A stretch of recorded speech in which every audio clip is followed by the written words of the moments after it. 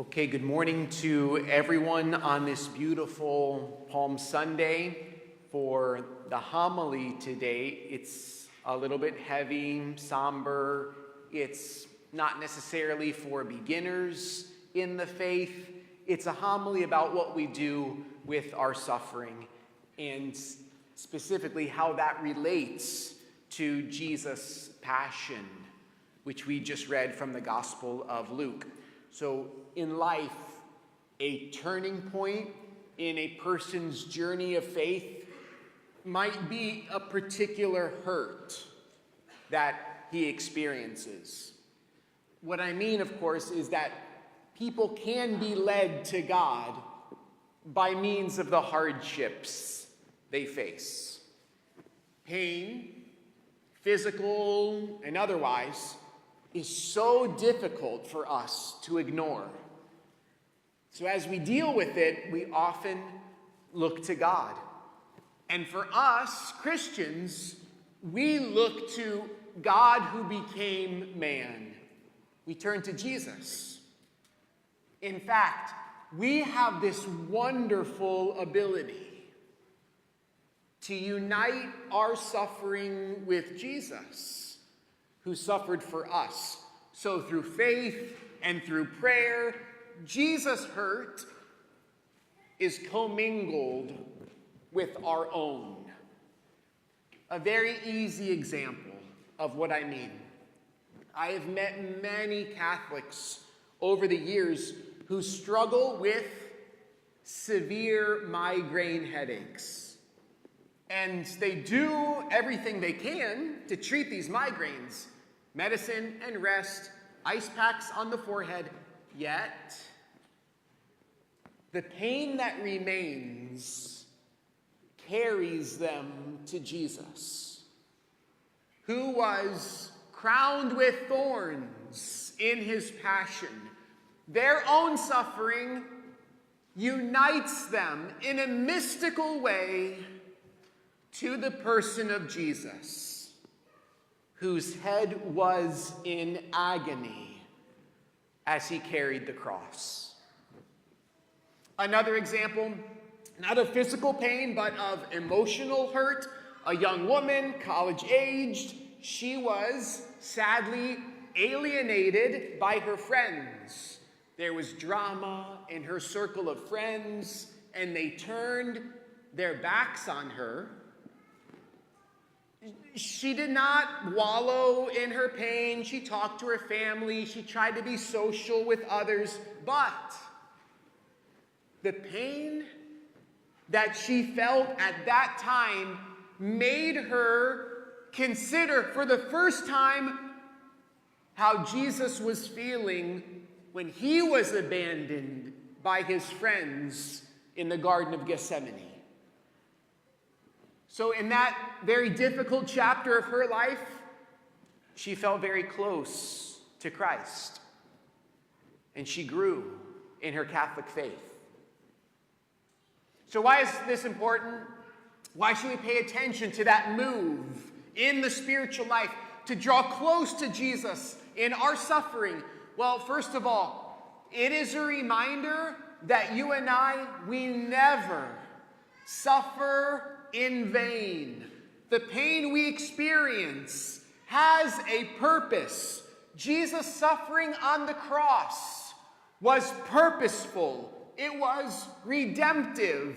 It brought about healing and forgiveness and salvation for the whole human race. So when we suffer with Jesus, we can offer up our suffering for the spiritual good of others.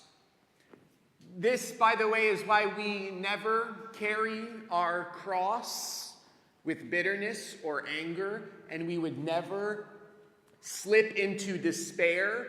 We know that God is always bringing about something good. His unseen, perfect plan is unfolding, united to Jesus. We carry our cross with faith, trusting that God is working in us and through us. And secondly, perhaps more importantly, when we suffer with Jesus, we become a source of consolation for him.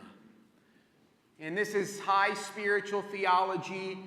I talk about it frequently because this idea, this theology has had such an impact in my own life, my relationship with God as a Catholic. In our suffering, we accompany and support and lift up Jesus. As we suffer, we become like Simon of Cyrene, reducing the burden for our Lord. Saint Therese of Lisieux, a famous Carmelite saint, she would, listen to me now, every single morning, kiss the crucifix and then place it on her pillow on her bed. And she prayed, "My Jesus, you have toiled and wept enough. Rest today. It is my turn to suffer." The difficulties she endured during the day, that was a spiritual way of lessening the suffering of Christ, whom she loved and wanted to console. Father Buzz Hummer, a priest for our diocese, he was chaplain at Lucasville for years, maximum security prison in southern Ohio, and his ministry was so inspiring to me, hearing the stories from Lucasville, and he ministered to everyone, including the men on death row. And some of these men, he would speak of them, and he would say how they would experience incredible conversions, discovering the person of Jesus in prison, and they could relate to Christ in a unique way because they too were sentenced to death. And some matured in their faith to such a degree that they were able to say, "Jesus, I want to die with you. May my presence bring you peace. I am with you, you who committed no crime and deserve no suffering." For me, if I may, just my witness right now in my journey of faith, in this season of my life, it's the part of the story where Jesus is in the garden sweating blood.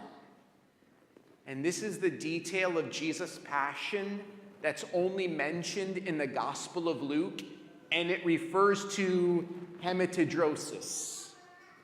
This is a real medical condition resulting from extraordinary anxiety. The blood vessels under your skin can break because of intense psychological pressure, and the blood gets squeezed out through your sweat gland. Easiest to pray when we are well, when we are not hurting or facing hardship. But if we are going through challenges, suffering can place us right in the multifaceted passion with Jesus. Being intentional in prayer, we can be a loving presence to Jesus on the road to Calvary. And if by faith we continue on that road, it will take us to the glory of Easter, where suffering is ultimately conquered by the love of our risen Lord.